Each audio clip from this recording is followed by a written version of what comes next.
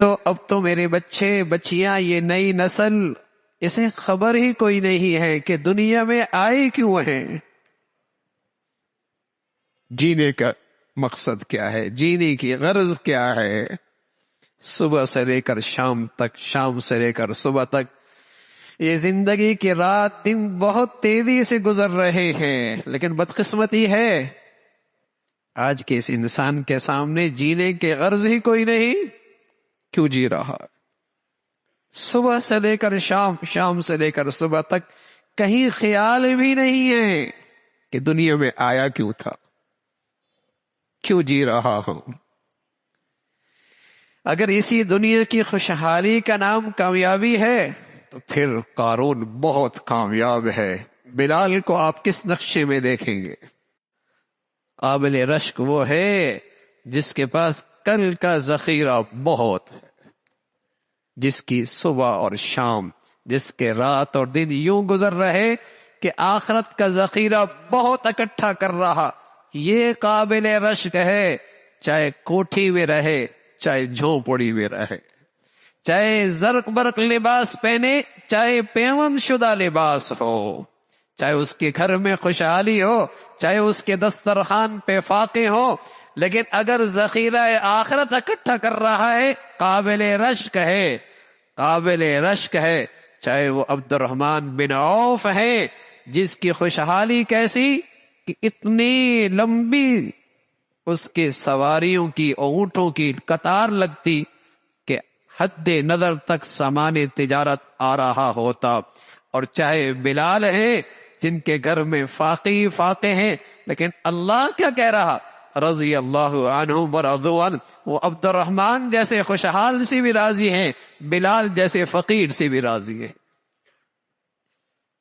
اس لیے کہ ان کے پاس ذخیرہ آخرت خوب ہے۔ تو میرے عزیزو، دنیا میں کیوں آئے ہیں؟ کل کا ذخیرہ اکٹھا کرنے کے لیے۔ اور جس خوش نصیب کو اس دنیا میں یہ چیز نصیب ہو جائے کہ ہر لمحے اور اس کے زندگی کے تمام فیصلوں میں یہ چیز پیش نظر ہو، اس دنیا میں اللہ اسے ایک انعام دیتا ہے، اس دنیا میں اللہ اسے ایک انعام دیتا ہے، اس دنیا میں اللہ اسے ایک انعام دیتا ہے۔ کیا؟ رسول اللہ صلی اللہ علیہ وسلم نے فرمایا، من جعل ہمہ ہم الآخرہ کفاہ اللہ ہم دنیاہ، جو آخرت کو اپنا غم اور فکر بنا لے اللہ اسے دنیا کے سارے غموں فکروں سے نجات نصیب فرما دیتا ہے۔ ارے بھائی، یہ دنیا کی جنت ہے، ارے میرے عزیزو، یہ دنیا کی پھر جنت ہے، جسے یہ نصیب ہو جائے اس کی پھر دنیاوی جنت ہے۔